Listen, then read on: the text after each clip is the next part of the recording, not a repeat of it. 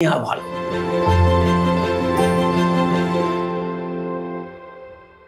নমস্কার, ট্রিগার পয়েন্টে আপনাদের স্বাগত, যেখানে প্রশ্ন তীক্ষ্ণ, সাহসী একমাত্র উত্তর। আর আজকে আমাদের সঙ্গে উপস্থিত হয়েছে ইন্ডাস্ট্রির মাইলস্টোন, যার নাম না বললেই নয়, ফাল্গুনী সান্যাল, যাকে আপনারা প্রচুর ছবিতে দেখেছেন। স্যার কেমন আছেন বলুন? ভালো। তো ইন্ডাস্ট্রিতে পথ চালাল তো অনেক বছর ধরে। তো অনেকের মনে বিভিন্ন রকম প্রশ্ন আসে, যেমন ধরুন ইন্ডাস্ট্রিতে আসতে গেলে পড়াশোনা না করলেও চলে বা একটু পড়াশোনা হলেও হবে।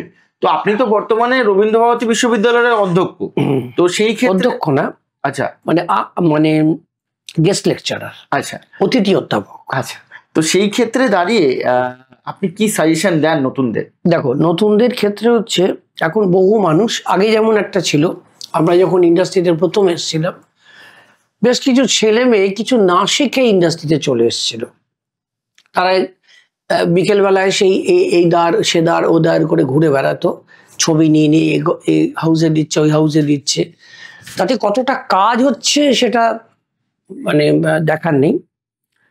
লেগে গেল তো লেগে গেল, সেটা একটা প্রসেস ছিল একটা সময়। কিন্তু এখন যেটা হচ্ছে, এই কাস্টিং ক্রাউচ অমুক তমুক অনেক কিছু তৈরি হয়েছে, এখন খুব মেথডিক্যাল হয়ে গেছে। আচ্ছা, এখন তোমাকে একটা কাজ পেতে গেলে বাবা একটু শিখতে হবে।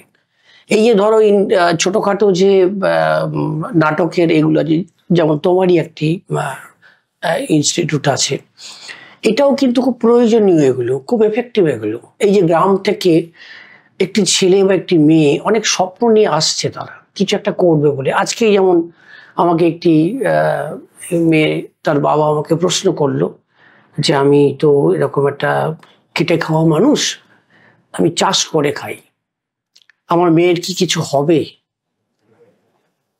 আমি তাকে একটি কথাই বলেছিলাম, আপনার মেয়ের যদি ধৈর্য থাকে, বয়স তো খুবই অল্প, ওরকম এখনো 15 এরকম বয়স, এই বয়সটায় গড়ার বয়স, এখন অনেক সময় আছে। আমি ওনাকে যে এটা পরামর্শটা দিয়েছিলাম যে অন্তত মাধ্যমিকটা যেন তাকে পাস করানো হয়। মানে আমাদের ইন্ডাস্ট্রিতে যেটা হচ্ছে, আমি নতুন ছেলে মেয়ে যারা আসছে অল্প বয়সী, মানে শিশু শিল্পীর তো আমাদের দরকার হয়, তাদের বাবা মারা নিয়ে এসে 12 ঘন্টা 14 ঘন্টা ধরে সেটের মধ্যে পড়ে আছে। পড়াশোনার একটা ক্ষতি হয়, এটা বলতে কোনো দ্বিধা নেই। কারণ আমি দেখেছি 12-14 ঘন্টা একটা, আমরা যা পরিশ্রম করছি বাচ্চাটাও একই রকম পরিশ্রম করছে, তার তো ছাড় নেই, সে তো সিনের মধ্যে জড়িয়ে আছে একদম। তাকে তার বাবা মা ট্রেন্ড করছে, কেমন করে বলতে হয় বলাচ্ছে, যদিও অনেকটা ক্ষেত্রে সঠিক সেটা নয়। পরিচালক তারপর তার হাতে পড়ছেন, করার পর সেই বাচ্চাটা 14 ঘন্টা পর আমি দেখেছি যখন বাড়ি ফিরছে, মার কোলে বা বাবার কোলে ঘুমিয়ে পড়ছে। তারপর সেই বাচ্চাটা বাড়িতে গিয়ে পড়াশোনা কি করবে সেটা খুব সন্দেহ আছে। এবং ওই সেটের মাঝে তার মা বই নিয়ে দৌড়ে চড়ে আয় একটু পড়ে নে, ওরা একটু দেখে নে, হয় না ভাই। কারণ এই বাচ্চাটা তখন অন্যান্য বড়দের সঙ্গে আড্ডা মারছে, ওখানে বসে মোবাইলটা নিয়ে খেলছে, এই করে কিন্তু তার শৈশবটা একটু নষ্ট হচ্ছে। এটা আমি অন্তত তাদের ক্ষেত্রে বলবো, সময় আছে। হ্যাঁ, তার মানে এই নয় কি মেগা সিরিয়ালে বাচ্চাদের জায়গায় বাচ্চাদের চরিত্র লেখা হবে না, হবে। তাদের স্পেস দিতে হবে, একটা সময় বেঁধে দিতে হবে। 3-4 ঘন্টা বা 5 ঘন্টা তাদের শুট করো, বাকিটা সময় ছেড়ে দাও। স্কুলটা বাদ দাও, স্কুলটাকে ছেড়ে দিয়ে তারপর তাদের কাজ রাখো। এই স্পেসটুকু কিন্তু দিতে হবে। আর যেটা বক্তব্য, ওই যে গ্রামাঞ্চল থেকে, বেশিরভাগ তো মফস্বল থেকে ছেলেমেয়েরা প্রচুর স্বপ্ন নিয়ে আসে কিছু একটা করবে বলে, প্রত্যেককে বলছি আশাহত হওয়ার কোনো কারণ নেই। আজকে প্রচুর ছেলে মেয়ে আসছে, ম্যাক্সিমাম দেখবে গ্রুপ, মানে ওই মানে মেগা সিরিয়ালে যে লিড যারা করে সবই কিন্তু মফস্বলের ছেলে মেয়ে। কলকাতায় কিন্তু খুব কম। আমি তাদের সঙ্গে কথা বলে রেখেছি, কেউ বর্ধমান, কেউ পুরুলিয়া থাকে, কেউ মিদনাপুর থাকে, দূর দূর থেকে আসছে।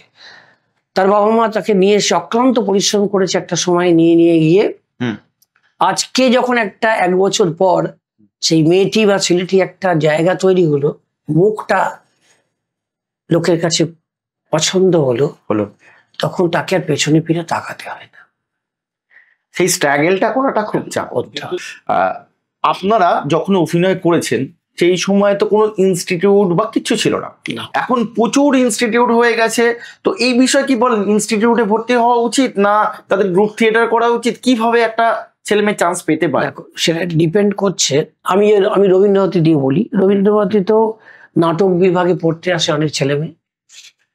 আমি যেহেতু ওখানে অ্যাক্টিং বিফোর ক্যামেরা বা ভিডিও মেকিং, অ্যাড মেকিং এইসবগুলোর সঙ্গে যুক্ত আছি, ছেলে মেয়েদের দেখছি থিয়েটার করার পর একটা দুটো ক্লাস করার পর আমাকে যখনই বলছে, আমার কাছে ক্লাস করতে আসছে যে স্যার আপনি কি করছেন এই মুহূর্তে, কোন পরিচালনার সঙ্গে যুক্ত আছেন, কোনো মেগা করছেন, কোনো সিরিজ, কোনো অমুক, তারা রেগুলার নক করছে। ও থিয়েটার একটা অবধি করার পর এবার ও কিন্তু চাইছে একটা প্ল্যাটফর্ম। একদম ওই ছেলেটি বা মেয়েটি বুঝে গেছে থিয়েটার করে আলটিমেটলি কিন্তু তার উদরপূর্তি হবে না, তার সংসার চলবে না। থিয়েটার এখনো আমাদের এখানে সেই নির্ভরতাটুকু দিতে পারেনি। যে সমস্ত গ্রুপগুলো আছে যারা গ্রান্টে চলে, সেন্ট্রাল গভর্নমেন্টের স্যালারি গ্রান্ট আছে সেইগুলোতে চলে, তাদের আলাদা কথা। যাদের নেই মফস্বলের গ্রুপগুলো, তারা কি করে সার্ভাইভ করবে? তাকে তখন এই এখন ঝাঁকে ঝাঁকে ছেলে আসছে, মেগা সিরিয়াল, একটা উপার্জনের রাস্তা আছে এখানে, সিরিজ আছে প্রচুর, এখন কাজের ক্ষেত্রটা বেড়েছে, 4-5টা চ্যানেল আছে, অনেকগুলো মেগা হচ্ছে, প্রচুর মানুষ আসছে। আমরা শুরু করি এসবগুলো ছিল না, একটা চরিত্রের পেছনে 40-50টা ছেলে দাঁড়িয়ে আছে, টাফ কম্পিটিশন ছিল, তুমি লড়ে নিতে পারলে তুমি আছো, নাহলে নেই। এখন প্রচুর চ্যানেল হয়ে গেছে, অনেক সহজ হয়ে গেছে। এখন তোমাদের কাছে এরকম একটা বস্তু এসে গেছে, তুমি এইটা থেকে একটা ছবি বানিয়ে নিজেই, একটা আইফোন যদি থাকে তোমার, ছবি বানিয়ে এডিট করে পাঠিয়ে দাও, ও দেখবে ফেস্টিভ্যাল ঘুরে চলে এসছে আইফোনে ছবি বানিয়ে, সে প্রাইজও পেয়ে গেছে। তারপর তারা ওখান থেকে দেখার পর যখন ওইসবগুলো কোনো একটা প্রডিউসারের কাছে গিয়ে অ্যাপ্রোচ করছে যে আমি এই ছবিটা বানিয়েছি, অমুক ফেস্টিভ্যাল ঘুরে এসছে, এবার আপনি আমাকে একটা ছবি দিন, সেই লোকটা দেখে সত্যি তো ছবিটা করার মতো, তোমার তো সেন্স আছে বাবা, তাকে অ্যাপ্রোচ করছে একটা ছবি করা। আচ্ছা, এখন ইন্ডাস্ট্রি ধরুন গ্রাম বাংলা থেকে যেসব ছেলেমেয়েরা ডিরেক্টলি টালিগঞ্জ স্টুডিওতে যাচ্ছে, প্রচুর ঠক চিটিং বা যেরকম প্রচুর জায়গায় বসে আছে, তাদের হাতে পড়ছে এবং তারা ঠকে যাচ্ছে এবং আলটিমেটলি তাদের একটা সময় আশা মরে যাচ্ছে এবং প্রচুর টাকা খরচা করে তারা একদম শেষ হয়ে যাচ্ছে। তো তাদেরকে কি বলেন, কিভাবে ইন্ডাস্ট্রিতে আসা যায়? ওইটা বিষয়টা ঠিক জায়গায় পড়তে হবে। মানে এরকম প্রচুর, এই যেমন আমি বলছি, এরকম অনেকেই আমার কাছে আসেন, প্রতারিত হয়েছে, আমার অঞ্চলেও এরকম আছেন। আচ্ছা, আমাকে জানাইও নি যে আমি করে চমক দেবো আর কি, মেয়েকে নিয়ে গেছি এরকম ফেসবুকে দেখে যে আমরা মেগা সিরিয়ালের সুযোগ দেবো, ওয়ার্কশপ করিয়ে নিয়ে গিয়ে এরকম প্রায় 70-75 হাজার টাকা মতো দিয়ে ফেলেছে আর কি, খেপে খেপে দিয়েছে। করার পর তবে দেখছি কিছু নেই, সেই কোম্পানিটা বা ওই ফোনটাই করে দিয়েছে, ব্লক করে দিয়েছে। তখন তাকে খোঁজা হচ্ছে, ছেলেটিকে নেই, সে বহুদিন পর সে অন্য একটা গেট আপ চেঞ্জ করে নিয়ে আবার একটা ফেসবুকে ছেড়েছে। তারপর তার কাছে যখন এই যাচ্ছে, কিন্তু আমি তো চিনি না আপনাকে। এইটা হচ্ছে আমি বলবো ওই মা বাবাদের, যে মানে লোভে পড়বেন না, এরকম প্রচুর প্রলোভন থাকবে, আপনার মেয়েকে বা ছেলেকে রাতারাতি হিরো হিরোইন বানিয়ে দেবে, এই প্রলোভনে পা দেবেন না, সঠিক জায়গায় যান, ঠিকঠাক যেখান দিয়ে কাজটা হবার কথা। এখন এই কাস্টিং কাউচ অমুক তমুক সব প্রচুর হয়েছে, কাস্টিং ক্যাম্পাস হয়েছে, ওরা কাজ দেয়, প্রচুর এজেন্সি আছে এখন যারা মেগা সিরিয়ালে আর্টিস্ট সাপ্লাই করে। এজেন্সি দেখাতে তারা টাকাও নেয় না তারা, এবার তোমার একটা 2000 টাকা পার ডে নির্ধারণ হলো, সেখানে যে এজেন্সি তোমাকে পাঠাচ্ছে সে 30% নিয়ে নেবে তোমাকে। আমার তো এরকম শোনা আছে এজেন্সিতে গেছে তারা জুনিয়র আর্টিস্টের কাজ দিয়েছে বা আদার্স দিয়েছে, এরকমও আছে। তুমি প্রতারিত হয়েছো, সে হয়তো অনেক টাকা দিয়ে ওখানে এজেন্সিকে করেছে যে আমার মেয়েকে বড় মেগা সিরিয়াল একটা বড় পার্ট দিয়ে দাও, তাকে কমিট করা হয়েছে, তারপর নিয়ে দেখছে তাকে ওই ওই মেইন চরিত্র তার বান্ধবী বা কিছু একটা এরকম মুখ দেখিয়ে দিয়েছে। এই যে আপনার মেয়েকে সুযোগ। আপনি ইন্ডাস্ট্রিতে রয়েছেন বহু বছর ধরে, আপনার পরে অনেকে এসে একটা জায়গা তৈরি করে নিয়েছে, তো আপনি আজও পর্যন্ত সেই জায়গাটা বা সেই আপনার যেটা পাওয়া উচিত ছিল সেটা তো ইন্ডাস্ট্রির কাছ থেকে পাননি। আমি এই বছর মানে এটা বলছি একটাই কারণে, আমার রিসেন্টলি সুরজিৎ দা যে প্রচুর ছবিতে কাজ করেছে, অ্যাজ এ কেল্লা ফতে থেকে আরম্ভ করে, আমি বলছি প্রোডাকশনকে যদি সম্ভব হয় সুরজিৎ দার একটা বাইট রয়েছে, যদি চালাতে পারো একটু একটু চালালে খুব ভালো হয়, একটা অডিও বাইট রয়েছে। তো সুরজিৎ দা সেখানে দাঁড়িয়ে আমাকে বলছে, আমার সঙ্গে রিসেন্টলি কাল বা পরশু দিন কথা হয়, ইন্ডাস্ট্রি সম্বন্ধে এতটাই আক্ষেপ, তাকে কিচ্ছু দেওয়া হয়নি, বছরে তাকে 90,000 টাকা দেওয়া হয়েছে। এই যে যে সুরজিতের কথা তুমি বলছো, এই সুরজিৎ বাবুকে আমি, ওর সঙ্গে আমার কাজ করা হয়নি, কিন্তু ওর আমি কাজ দেখেছি, ভালো অভিনেতা এবং অনেক ছবিতে ভিলেনের চরিত্র করেছে এবং খুব ভালো মানের অভিনেতা। তার কাছে কাজ নেই মানে সেটা একটা ভয়ের কারণ। এরকম দেখো, এরকম শুধুই সুরজিৎ নয়, আমি এরকম তোমাকে লাইন দিয়ে একশো এক অভিনেতা অভিনেত্রীর নাম বলে যাব যাদের কাছে কোনো কাজ নেই। যেমন সাগনিকও কিছুদিন আগে একটা করেছে পডকাস্ট, সাগনিক একটা ফেসবুকে একটা করেছিল। আচ্ছা, এরকম মানে পরিচিত মুখ প্রচুর আছে, একটা সময় কাজ করেছেন, এখন বসে আছেন, কেন কেউ ডাকে না। বিষয়টা হচ্ছে দেখো, টাইম, সময় পাল্টাচ্ছে, নতুন নতুন মুখ আসছে, থিয়েটারের ছেলে ভীষণভাবে ইন্ডাস্ট্রিতে ঝাঁকে ঝাঁকে থিয়েটারে এবং চর্চিত থিয়েটারের ছেলেরা চলে আসছে, তারা ভালো মানের অভিনেতা পেয়ে যাচ্ছে ইন্ডাস্ট্রি। নিশ্চয়ই তাদের কাছে একটা অপশন থাকছে, একটা বেটার একটা অ্যাক্টরকে, একই রোল একটু মুখটা চেঞ্জ করি, দেখি অমুককে সুরজিৎকে নিয়েছি, এবারে লোকনাথকে নিই, লোকাকে নিই বা সন্দীপকে নিই। সুরজিৎ দা বলছে বছরে 90,000 টাকা শুধুমাত্র ভেঙ্কটেশ থেকে পেয়েছি, বাইরে আপনি শুনলেন, বছরে 90,000 টাকা। হ্যাঁ 90, দেখো বছরে 90 এরকম প্রচুর আছে, সেটা দিয়ে সংসার চালানো না হয় না, সম্ভব নয়। তো তাহলে তাকে কিছু একটা অল্টারনেট ভাবনা একটা তার ঠিক না হয়ে গেছে, বলছে আমি করলে মুম্বাইয়ে কাজ করব, বাট বাংলা ইন্ডাস্ট্রিতে কি বললেও কাজ করব। দেখো বাংলার সব কথা, সব জায়গাতেই একটা রকম কর্পোরেট একটা ওই সিন্ডিকেট একটা হয়ে গেছে, প্রত্যেকটা ঘর আছে, এসবিএফ এর একটা ঘর আছে, তাদের কিছু পেটোয়া ডিরেক্টর আছে, তাদের কিছু পেটোয়া অভিনেতা আছে গ্রুপে, তাদেরকেই ওরা রিপিট করে, খুব কম লোককে বাইরে থেকে সুযোগ আসে।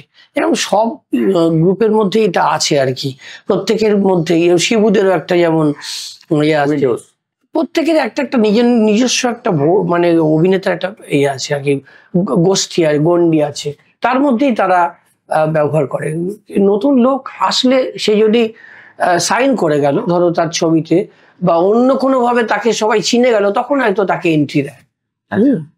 এটা এটা আমি বলি এটা কোনো দোষের না, তোমাকে লড়ে নিতে হবে। আর আমি ওই মানে হলো যে আমি ছেড়ে দিয়ে চলে গেলাম, ইন্ডাস্ট্রি সম্পর্কে দুটো কথা বললাম বা করলাম, এটা কোনো কাজের কথা। আমি এখানে এসেছি, এখানে শেষ দেখে ছাড়বো ভাই, পরিষ্কার কথা। ইন্ডাস্ট্রিতে একটা লবি চলে, যে তুমি আমার লোক, একটা লবির মধ্যে, সেই লবি থেকে আপনি কোনো সময় পড়েছেন? না না, আমি কোনোদিন কোনো লবিতে নেই। আমি প্রত্যেকটা লোকের সঙ্গে আমার সদ্ভাব আছে, আমি অন্তত সেটা বজায় রেখেই চলতে ভালোবাসি। লবি তো হয়তো আছে, সেটা বাইরে থেকে দেখলে বোঝাও যায় সেটা, কিন্তু আমাকে অন্তত এই ধরনের কিছু ফেস করতে হয়নি। আমি কাউকে এমনিতে খুব আমি কাউকে পার্টির জন্য বলতে পারি না, কিন্তু খুব পরিচিত জন, বন্ধু বান্ধব, যাদের সঙ্গে একসঙ্গে বড় হয়েছি, কাজ করেছি, তাদের হয়তো বললাম যে ভাই যদি কোনো চরিত্র এরকম হয় তো দেখিস আমার সঙ্গে মিলে, খুব মজা করেই বলতাম, ভালো জানা একটা চরিত্র বেরিয়েছে, করবে। এই তাতে কোনো লবি এই যে না, আমি এটা বিশ্বাস করি, যদি আমার মতো আমার মুখের সঙ্গে আমার চরিত্রের সঙ্গে মেলে কোনো চরিত্র, তাই লোকে আমাকেই নেবে, আমি বিশ্বাসটুকু আছে। একটা শোনা গেছে, আমি নাম করে বলছি না, একজন হিরো, সে ছবিতে ম্যাক্সিমাম ছবিতে সে কাজ করেছে এবং তার সমসাময়িক আরো যারা হিরোরা উঠেছে তাদেরকে উঠতে দেয়নি, চাপিয়ে দেওয়া হয়েছে। সেটা সব ক্ষেত্রেই আছে, দেখো এই চাপাচাপি কতটা কি সেটা তারাই বলতে পারবে, যিনি চেপেছেন আর যিনি চাপ খেয়েছেন তারাই বলতে পারে। ঘটনা হচ্ছে আমি এই ধরনের এগুলোতে বিশ্বাসী নই। আমি মনে করি তোমার যদি নিজের কারিশমা থাকে, তোমার যদি এলেম থাকে, তুমি ভাই বেরোবে, তোমায় কেউ আটকাতে পারবে না, যতই চাপক হয়।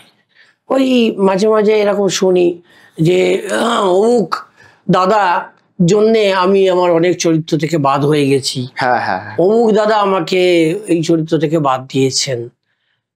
অমুক দাদা একটা দুটো ছবিতে বাদ দেবেন, তোমার যদি ভাই কিছু করার থাকে একটা ছবি করে দেখাও না, তাহলে অমুক দাদাকে আর বাদ দিতে হয় না। দুবার ভাববে সেই পরিচালক বা প্রযোজক, এও সমানভাবে এই ছবিতে দাবিদার। অর্থাৎ ওই বাদ দেওয়া দায়টা এই সর্বক্ষেত্রে এই তীরটা ঘুরিয়ে দেওয়া যায় খুব সহজ করে, কেউ কাউকে ওরকম দিতে পারে না। হয়তো বলতে পারে যে না অমুকটা এ হলে অন্য কাউকে দাও, সাজেস্ট করতে পারে, ওইভাবে অ্যাপ্রোচটা অন্য। বলছি দাদা, যারা নতুন ছবি বানাচ্ছে তারা ক্রাফটিংটাকে কিভাবে আয়ত্ত করবে? দেখো নতুন ছবি বানাচ্ছে এখন নতুন যারা একটু ফিল্ম ইনস্টিটিউট থেকে আসছে, বা ছবিটা কোন একটা ইনস্টিটিউট থেকে পাস আউট, তাদের কাছে এই বিষয়টা খুব জলের মতোই, তারা ওই প্রসেসের মধ্যে দিয়ে এসছে।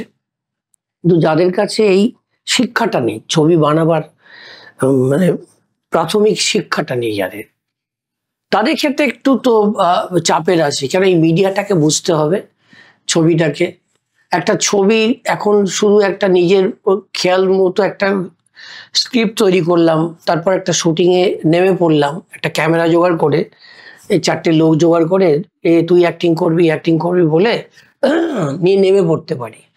এবার তোমাকে ভাবতে হবে এই ছবিটা বেচবে কোথায়।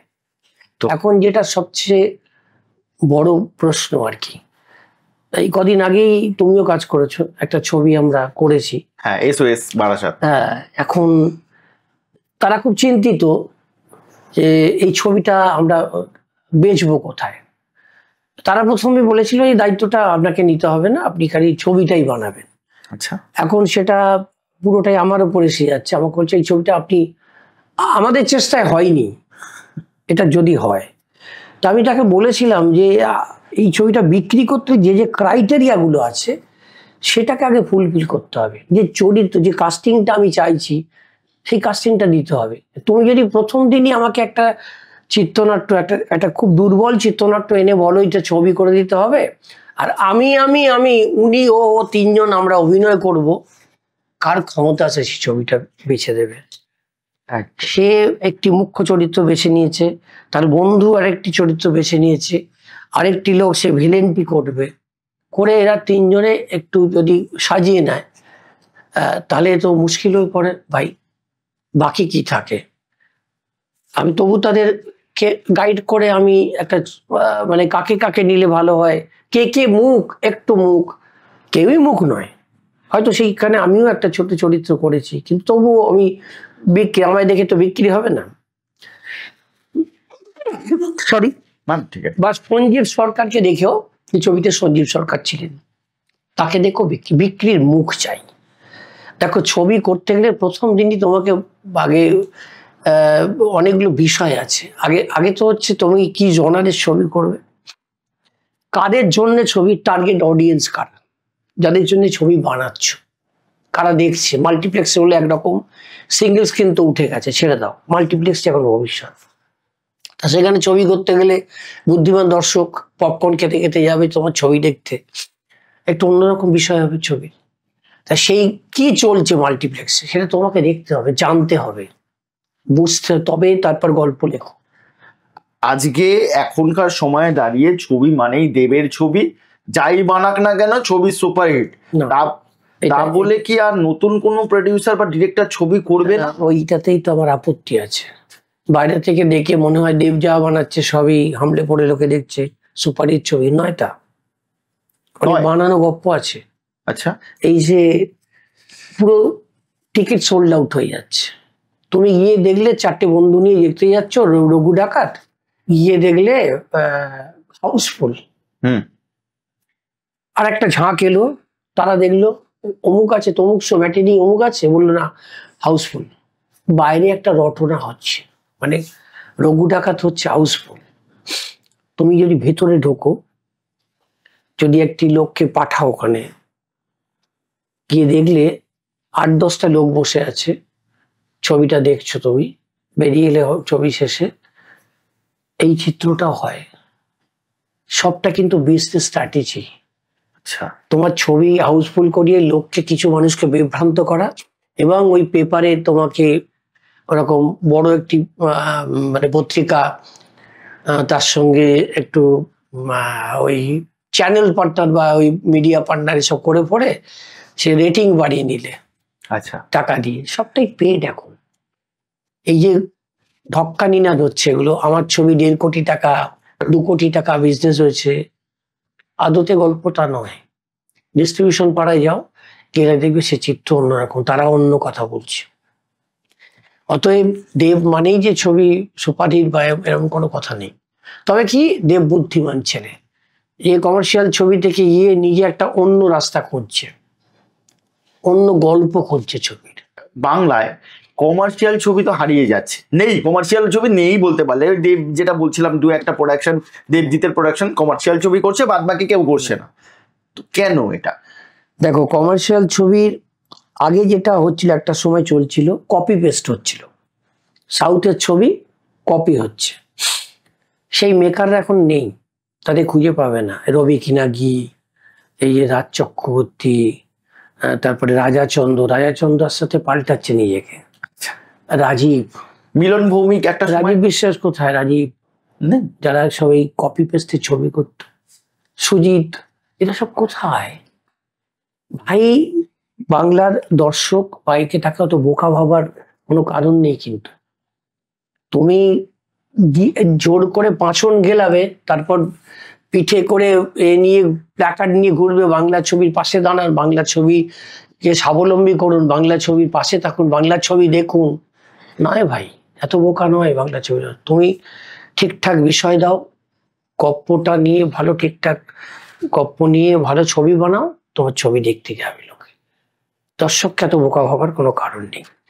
এখন তো অনেক ডিরেক্টর, যারা পুরনো ডিরেক্টর, তারা আবার ওয়েব সিরিজে ফিরে আসছে। বর্তমানে মিলন ভৌমিকের একটা দেখছিলাম, সেও ওয়েব সিরিজ করছে। তো মানে কেন তারা একটা কথা বলো, কমার্শিয়াল ছবিতে মিলন ভৌমিকের কোনো অ্যাজ সাচ কোনো নাম নেই।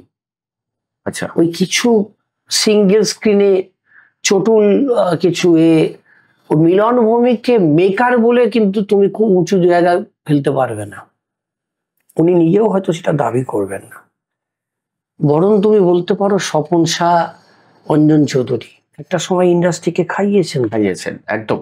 প্রসেনজিৎ চ্যাটার্জি বানিয়েছে স্বপন শাহ, তো মানতে হবে ভাই। সেই সময় আর এই সময় পার্থক্য। একটা সময় যখন ইন্ডাস্ট্রির অবস্থা ছিল, এরা দুজন হাত ধরে টেনে নিয়ে গেছেন। তো এরকম একটা লোক চাই, হয়তো কাজ করছে দেব, কিছু অনেক চেষ্টা করছে, খুব সিনসিয়ারটি, যেটা জিৎ বা এরা এখনো ওইটা ধরে বসে আছে যে কমার্শিয়াল ছবিই করব। কিন্তু গত 2 বছরে জিতেরও কোনো ছবির কবি হয়নি। অঙ্কুশ হতো তাই, সব দেখছো আস্তে আস্তে নিজেদের পাল্টাতে শুরু করেছে। সোহমও তাই, নিজের প্রোডাকশন হাউস, সবাই প্রোডাকশন হাউস খুলে ফেলছে। নতুন কেউ চান্স পাচ্ছে না। যেমন ধরুন সুপ্রিয়া দেবীর নাতি শন ব্যানার্জি, সে এখন বর্তমানে সিরিয়াল করছে, তাকে ইন্ডাস্ট্রিতে ছবিতে তাকে দেখা যাচ্ছে না, বা এরকম প্রচুর নতুনরা চান্স পাচ্ছে না। এটা কারণটা কি? চান্স পাচ্ছে না বলাটা ভুল আছে। ও তার মতো করে চরিত্র হলে, সে যদি জাস্টিফাই করতে পারে সেই চরিত্রটা, তাহলে তার চান্স আছে।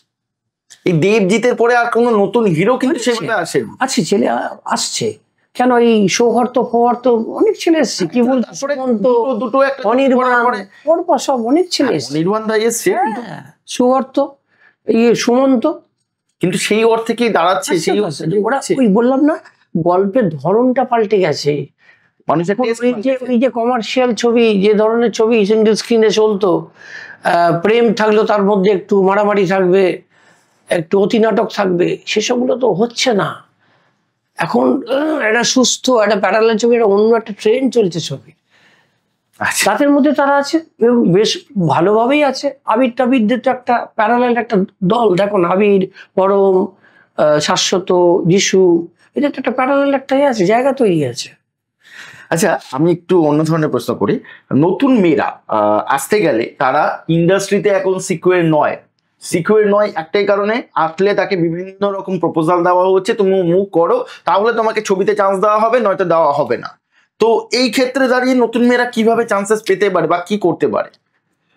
এইটা না খুব জটিল একটা বিষয়। এবার একটা মেয়ে, নতুন একটি মেয়ে, যে ইন্ডাস্ট্রি সম্পর্কে যার কোনো ধারণা নেই, এটা যে শুধু ছবিতে হচ্ছে তা না। কিছু কিছু কানে আসছে যে সিরিয়ালেও নাকি কিছু কিছু জায়গায় এরকম একটা অফার আসছে। হ্যাঁ হ্যাঁ হ্যাঁ, অমুক চরিত্রটা পেতে গেলে তমুক করতে হবে, করতে হবে। কম্প্রোমাইজ করতে হবে, অমুক হবে, একদম। বেরোচ্ছে, আমরা তো দেখতে পাচ্ছি। এগুলো সবটা উড়িয়ে দেওয়া যায় না, কিন্তু হয়তো হচ্ছে, আগে তো এই জায়গাটা ছিল না। আর দেখো, সত্যি কথা বলতে কি, এই কম্প্রোমাইজটা না ওই দিন থেকে, যেদিন থেকে শুরু হয়েছে ওই দিন থেকেই ছিল। সেই সময় ছিল। একদমই। তখন শোনো, তখন এত তো মিডিয়া এতটা ছিল না, তো কোনো প্রচার ছিল না। আচ্ছা। একমাত্র প্রিন্ট মিডিয়া ছিল। এরকম খুললে পুরনো ইতিহাস খুঁজলে পাবে অমুক তমুকের সঙ্গে ছিলেন, অমুক অমুকের সঙ্গে ছিলেন। সেটা আবহমান কাল ধরেই চলছে। শুধু একালেই যে এটা আছে দাগিয়ে দিলে হবে না, আচ্ছা। সব রকম ভাবেই ছিল। এখানে যেমন প্রকাশ, এখানে মিডিয়া এত বেশি সক্রিয় না, তবে তোমার কাছে একটা এরকম বস্তু এসে গেছে, তুমি রেকর্ড করে ফেলছো দুম করে, একটা স্পাই ক্যাম নিয়ে ঢুকে গেলে ভেতরে, কোন পরিচালক ও কোনো প্রডিউসার তোমাকে বাজে প্রস্তাব দিল, তার একটা ভয় থাকে, রে এক্সপোজ হয়ে যাবো না তো, লাইভ হচ্ছে না তো, হট করে ক্যামেরাটা খুলে নিব, হ্যাঁ নমস্কার, আমি এখন আছি অমুক জায়গায়, এই ভদ্রলোক অমুক অমুক ঝুনঝুন নিয়ে বা উনি আমাকে জালান বাবু, উনি এই বলছেন আমাকে। হ্যাঁ বলুন স্যার, আপনি কি বলছিলেন আমাকে একটু আগে। এখন ওই ভয়টা আছে খুব সক্রিয় এখন। অতএব দেখো, সেটা চলে হয়তো অন্য ওপর লেভেলে চলে সেই খেলাটা। আগে স্বপন সাহা বা আপনি অঞ্জন চৌধুরী একটা ছবিতে খুব ফেমাস রাখি পূর্ণিমা বলে একটা ছবিতে একটা ক্যারেক্টার করেছেন, এই সময় যদি একটুখানি কিছু বলেন। তখন দেখো, তখন এই অঞ্জনবাবু আমার একটা সিরিয়াল দেখে উনি বাড়িতে বসে দেখছিলেন, দেখে দেখে বললো ওই ছেলেটা এরকম করছে, ওকে ডাকো তো। বলে আমার ক্যামেরাম্যানকে দিয়ে আমাকে ডেকে পাঠালেন। ওনার বাড়ি গেলাম, সে রায়বাহাদুর রোডে বেহালায়। বললো তুমি ফাল্গুনি? হ্যাঁ। বস, একটু বাঙালি তো। আচ্ছা। কি কাম করো? আর কি করো? হ্যালো, এইটাই। এই মরছে রে, তা না খাইয়া মরবো তো। বলছিল যে স্যার চেষ্টা করি, দেখি না, এখানেই যা করার, যদি মরি এখানেই মরবো। ডেডিকেটেড লোক, দেখেছে এই ছেলেটা ডেডিকেটেড, এরকম একটা চরিত্র আছে, করবা? বললো তোমার প্রভুকে জানো তো, তোমার মনোজ মিত্র, আমার মাস্টারমশাই, উনি তোমার স্যার। আচ্ছা। রবীন্দ্রভারতীতে আমার মাস্টারমশাই, খুব ভালো হবে, কর। দিয়ে দিলেন উনি চরিত্রটা। তখন দেখো, ওই ডেকে কাস্টিংটা না ওইভাবে হতো। ওনারা দেখছেন, ওনারা থিয়েটার দেখতে যেতেন, এইসব পরিচালকরা সত্যিবাবু থিয়েটার দেখে প্রচুর কাস্টিং করতেন। আচ্ছা, থিয়েটার দেখে? হ্যাঁ, একেবারেই। এই বড় বড় ছবি, সৌমিত্রবাবু, এই সতীর বাবু, মৃণাল বাবু, সব থিয়েটার দেখতেন, ওরা গ্রুপ থিয়েটার, সেখান থেকে কাস্টিং করতেন। কোনো কোনো পরিচালক সিজিত ফিজিত যেমন করে, কৌশিক সিজিত এরা করে, থিয়েটার দেখে নিয়মিত, দেখে ওখান থেকে এই লোকা টোকা কি করে এলো, সন্দীপ এরা লোকারা কি করে এলো, সব থিয়েটার থেকে তো এরা। আচ্ছা। তবে আজকে নয়, ওরা ছবিতে সবাই ওকে দেখছে, কিন্তু তো থিয়েটারের প্রোডাক্ট। আচ্ছা, সেই সময় দাঁড়িয়ে সুচিত্রা সেন, মহানায়িকা সুচিত্রা সেন যে অ্যামাউন্ট চেয়েছিলেন একটা ছবি করার জন্য, সেইটা সেই সময় যেটা ছিল, এখনকার সময় দাঁড়িয়ে সেটা প্রায় 2 কোটি টাকার সমান। হ্যাঁ, এখন 2 কোটি টাকা একটা ছবি হয়ে যাচ্ছে, হিসাব মতো তার মানে মার্কেট ডাউন হচ্ছে, তাই না? দেখো, যে সময় মিসেস সেন ওই টাকাটা চেয়েছিলেন, এবার দেখতে হবে সেটা কতটা সময় পেরিয়ে যাওয়ার পর। তখন মিসেস সেন মধ্যগগনে, তখন মিসেস সেন একটা সময় ওনার উত্তম বাবুর থেকেও বেশি ছিল আর কি। কিছু কিছু ছবিতে সুচিত্রা সেন উত্তম কুমার লেখা হতো। একজন ভদ্রমহিলা ওই জায়গায় পৌঁছে দিয়েছিলেন ইন্ডাস্ট্রিকে নিয়ে। অতএব সেটা অন্যায্য কিছু নয় যদি ওইটা উনি চেয়ে থাকেন, কারণ তার নামে ছবি চলতো।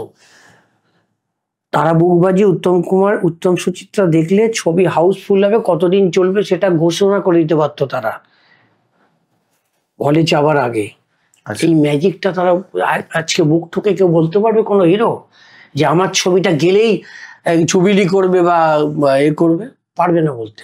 এত 100 ডেজ হবে বা কিছু হবে, ওই ফেক আর কি, টিকিট কিনে নিয়ে এ করে ওইসব পেছনে দরজা দিয়ে হবে, সামনে সোজাসুজি দর্শক টেনে এনে ভিড় করে নয়। তখন সেটা স্বতঃস্ফূর্ত ভাবে হতো। তবে সেই সুযোগে যখন সেই সময় যদি মিসেস সেন চেয়ে থাকেন, উনি তার যোগ্য। কে চেয়েছেন? মিসেস সেন। একদম। উনি একটা ইন্ডাস্ট্রিকে ডমিনেট করতেন, উত্তম বাবু। উনি আজকের কনটেক্সটে যদি একটা ছবি বলো, ওই ছবিটা 2 কোটি টাকা, 2 কোটি টাকার এখন ছবি করা মুশকিল আছে। এখন রিসেন্টলি একটা ছবি হচ্ছে, আমার এক পরিচিত পরিচালক, উনি একটা ছবি শেষ করেছেন বাদল সরকারের একটা এ নিয়ে, মানে পাগলা ঘোড়া। 8 দিনে একটা ছবি শেষ করেছে। 8 দিনে? শেখর দাস। বাপরে! এই জায়গায় এসে দাঁড়িয়েছে কেন? কৌশিক টৌশিক সুচিত্রা ওরা কি করছে? 14-15 দিনে ছবি শেষ করে দিচ্ছে, নন স্টপ শুটিং ওদের। মাঝে 2-3 ঘন্টা এ দেয়, 24 ঘন্টা 22 ঘন্টা শুট হচ্ছে টানা। এখন 8 দিনে নাম্বার অফ ডেজ কমিয়ে শুট শেষ। সিনেমা হল আস্তে আস্তে আস্তে আস্তে করে বন্ধ হয়ে যাচ্ছে। আমাদের ইন্ডাস্ট্রি, নাম করেই বলতে পারি, যাকে ইন্ডাস্ট্রি বলা হয়, তিনি এখন আরো নতুন করে হল খোলার চিন্তা ভাবনা করছেন। কিন্তু মানুষ তো অ্যাকচুয়ালি ওয়েব সিরিজ দেখছে। তো এই প্রসঙ্গে কি বলছেন? ইন্ডাস্ট্রিকে, মানে সিনেমা শিল্প কি পুরোপুরি বন্ধ হয়ে যাবে? না, সিনেমা শিল্প বন্ধ হবে না। সিনেমার জায়গাতেই থাকবে। ওই মানে হলে গিয়ে দেখাটা, ওই বড় স্ক্রিনে দেখার মজা, ওটা কোথাও পাওয়া যাবে না। সিনেমা বেঁচেই থাকবে, তো সিনেমার কোনো বিকল্প নেই। সিনেমা জায়গাতেই থাকবে চিরকালীন। কিন্তু একটা কি, সিনেমা দেখার ধরনটা পাল্টে গেছে।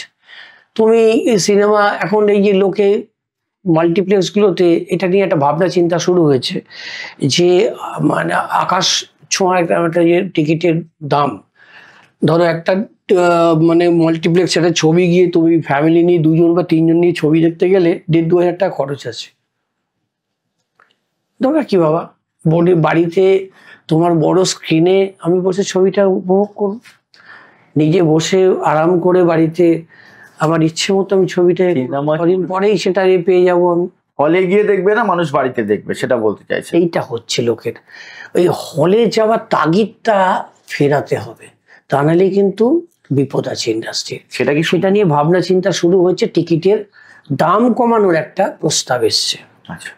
মাল্টিপ্লেক্সের টিকিটের দাম যাতে মধ্যবিত্তের রিচের মধ্যে থাকে, টিকিটের লোকে গিয়ে দেখতে পারে।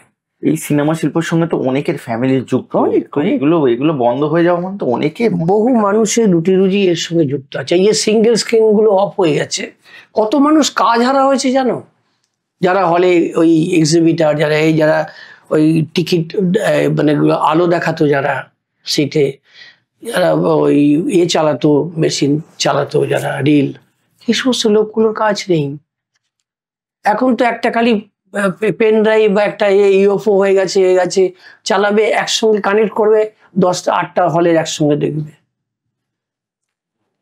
মেশিন ম্যান উঠে গেছে, কোথায় গেল তারা সব? একটা ঘর ছিল যেখান থেকে ওই ফিল্ম রিল গুলো চালানো হতো, ঘর ঘর করে এই ছবি এসে পড়ছে, এটা কোনো নস্টালজিক, এটা সেটা এখন আর নেই তো। সিঙ্গেল স্ক্রিন তো উঠে গেছে। আপনি নতুনদের জন্য কি বলতে চান? তারা কি সিনেমায় আসতে গেলে কি কিছু যদি মেসেজ দেন নতুনদের জন্য? দেখো, নতুনদের বলবো সম্ভাবনা তো এখন প্রচুর। সিনেমা তো এখন আর একটা জায়গায় দাঁড়িয়ে নেই, অনেকগুলো মাধ্যম হয়ে গেছে সিনেমা তৈরি করার, এবং সেটা বেচারও অনেক জায়গা হয়েছে। ওটিটি গুলো আছে, তুমি যদি ঠিকঠাক তোমার ছবিটা খুব বানাতে পারো, আমার বিশ্বাস যে ছবি বিক্রি না হবার কোনো কারণ নেই। বিক্রির জায়গা আছে। হ্যাঁ, ঠিকঠাক লোককে নিতে হবে, ঠিকঠাক গল্প নির্বাচন করতে হবে, ঠিকঠাক মেকিং ঠিক হতে হবে, তবে কিন্তু ছবির মার নেই। ভালো জিনিস লোকের কদর আছে, এখনো কদর করে। এক্ষেত্রে বলছি, আশাহত হয়েও না যে প্রত্যেকের জন্যই সুযোগ আছে, সুযোগের সদ্ব্যবহার করতে হয় এবং তার জন্য যেটুকু শিক্ষা দরকার, অ্যাক্টিংয়ের শিক্ষা। ওই পড়াশোনা শিখতে গেলে যেমন গ্রামার জানতে হয়, করতে হয়, অ্যাক্টিংয়ের একটা বেসিক গ্রামার আছে। আর একটু পারলে স্টেজের সঙ্গে একটা সম্পর্ক রেখো, তাহলে নিজেকে তৈরি করতে পারবে। আচ্ছা, আমি সেই প্রসঙ্গে আরেকটা প্রশ্ন করি, মানে কথা বলি, সেটা হচ্ছে অনেক ইনস্টিটিউট আছে যেখানে ভর্তি হলে স্ক্রিপ্ট দিয়ে দেয় প্রথমেই। তো স্ক্রিপ্ট পড়ে বা ওইভাবে কি শেখা যায়, না তার আগে তাকে পুরোটা না, জানতে হয়? ওই দেখো অনেকে জায়গায় তুমি অডিশন যাবে বা কিছু করতে গেলে দেখবে এটা খুব নিয়মের মধ্যেই পড়েছে। তোমাকে একটা ওই 2 পাতা একটা 1.5 পাতার একটা স্ক্রিপ্ট দিয়ে বলে দিল 10-15 মিনিটের মধ্যে তৈরি করে দিন। ওই সেটাই আমরা এই 5W দিয়ে আমরা করি নিজেদের। Who am I, when am I, where am I. ওইটা থেকে খুঁজে বার করতে হয় কে আমি, কি করছি, কেন করছি, কোথায় করছি, কবে করছি। একদম। এই যখন 5টা ডাব্লুকে তুমি পরিষ্কার করে নেবে স্ক্রিপ্টটার মধ্যে, তুমি কে, তোমার রোলটা কি এখানে, তার সঙ্গে কার কার্যকারণ সম্পর্ক কি তোমার, তুমি এখানে পজিটিভ না নেগেটিভ, নেগেটিভ হলে কতটা নেগেটিভ, পজিটিভ হলে কিরকম, তোমার চরিত্রে কোনো আছে কিনা, সেটস আছে কিনা, সবটা একটু জেনে নেওয়া ভালো। তা নাহলে এই দুম করে একটা পড়ে 2 পাতা ডায়লগ পড়ে চলে হয়ে যাবে, দাদা করে দিচ্ছি, মুখস্থটা উগড়ে দেয়া কিন্তু অভিনয় নয়। এখন ইন্ডাস্ট্রিতে কাউকে ফোন করলেই বলে একটা মনোলগ পাঠাও, তো অনেকের কাছে ক্লিয়ার নয়, যারা নতুন আসছে মনোলগ কি, মাথা চুলকায়। ওইটা হচ্ছে, ওইটা জানতে হবে মনোলগটা কি। ওই শিক্ষাটা না থাকলে সে পারবে না। তাকে কি বলা হয় তখন, ঠিক একটা কাজ করুন, আপনি নিজের বাড়িতে বসে ক্যামেরাটাকে অন করে নিজের সঙ্গে নিজে কথা বলুন। আমাকে কিছুদিন একটা হাউস থেকে আমাকে বলেছে, এখন তো একটা সিস্টেম হচ্ছে, একটা হাউস থেকে কাস্টিং ডিরেক্টর আমাকে বলেছে, দাদা আপনাকে তো সবই দেখেছে, কি আর বলবো, সবাই তো মানে নিয়মে করে করতে হয়, ওরাও চাইছে হাউস, আপনি যদি একটু নিজের সম্পর্কে বলেন, তার মধ্যে একটু কমেডি পাঞ্চ দিয়ে দেবেন, কোনো মজার ঘটনা বলবেন, বলে একটা ওই 2-2.5 মিনিটের একটা রিল বানিয়ে আমাকে দিন। আচ্ছা, দেখো এটা সিস্টেম। তুমি ওই গো ধরে বসে থাকবে, এই তুই কে রিজার্ভ করলে, তোকে আমি এটা বলতে যাবো, আমার কাজ দেখে নে তুই, অমুক অমুক তমুক, নয় ভাই। সবাইকেই কিন্তু এই সিস্টেমের মধ্যে দিয়ে যেতে হচ্ছে, নতুন হোক বা পুরনো সবাইকেই মনোলগ তৈরি করতে হবে, দিতে হবে। হ্যাঁ, আমি ওটা করেছি, সময় চেয়েছি একটু, কিন্তু আমার শুটিং চলছিল বলে আমি সময় করে উঠতে পারিনি। ওদের বলেছি আমি পাঠাচ্ছি ভাই, জানুয়ারিতে মনোলগটা। হ্যাঁ, ওদের জানুয়ারিতে ছবিটা আছে, তার মধ্যে পাঠিয়ে দিই। তো এখন কি এই যে কাজ করতে যারা ধরুন নতুন ডিরেক্টররা প্রডিউসার খুঁজে পাচ্ছে না, প্রডিউসার কি পাওয়া যায়? না, প্রডিউসার তো নিশ্চয়ই ডেফিনেটলি পাওয়া যায়, লোক আছে নতুনদের জন্যে।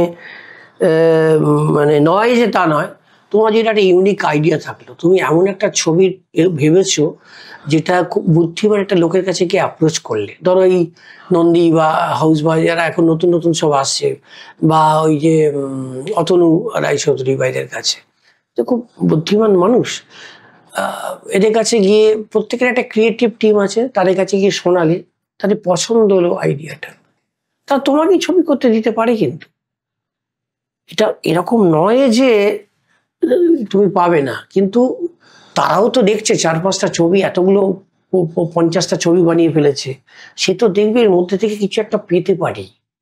এখন কিছুদিন আগে আর্টিস্ট ফোরামে বা ধরুন ইসেতে বিদ্রোহ করে সব বন্ধ, আমরা বন্ধ করে দিচ্ছি, কাজ করবো না, এটা মনে হয় না এর আগে হয়েছে বলে। এই প্রসঙ্গে আপনি কি বলতে চাই? না, এটা তো এটা অন্য একটা প্রসঙ্গ, এই সবটাই এর মধ্যে অনেকটা রাজনীতি আছে, অনেকটা কি করবো সুবিধাবাদী আছে, অনেকটা কিছু মানুষ যারা সুবিধাভোগী মানুষ, যারা এই প্ল্যাটফর্মটাকে ব্যবহার করেছে, আমাদের প্ল্যাটফর্মটাকে, অনেক ডিরেক্টর্স ইউনিয়ন যেটার সঙ্গে আমি যুক্ত, কিছু মানুষ ওটাকে অন্যভাবে চালিত করেছে, করে কিছু নতুন পরিচালককে মোটিভেট করে একটা, তারপর খুব সুকৌশলে সেখান থেকে বেরিয়ে গিয়ে আর একটা জায়গায় জয়েন করে গেছে। তো এই খেলাগুলো আসে। অতএব ভাই, আমি তো এইসব রাজনীতি করতে এখানে আসিনি, কাজটা করতে এসেছি। একদম। এবার একটা মাথার উপরে ফেডারেশন আছে, তার ছাতার তলায় 27টা ইউনিয়ন আছে, তাকে মান্যতা দিয়েই কাজটা করতে হবে, এটাই সিস্টেম। যাই হোক, খুব ভালো লাগলো। ভালো থাকবেন, নিজেকে সুস্থ রাখবেন। আমি মনে হয় আপনাকে আজ থেকে 10 বছর আগে আমি যেমন দেখেছিলাম এখনো তেমনই দেখতে পাচ্ছি। তো আরো এরকম ভাবেই থাকবেন। খুব ভালো লাগলো। আবার আরেকদিন দেখা হবে। নমস্কার ভাই, তোমাদের এই নমস্কার। উদ্যোগকে স্বাগত জানাচ্ছি। তোমরাও ভালো থাকো, নতুন নতুন মানুষকে ক্যামেরার সামনে নিয়ে এসে হাজির করো। নমস্কার। ধন্যবাদ, ভালো থাকবেন, দেখতে থাকুন ট্রিগার পয়েন্ট।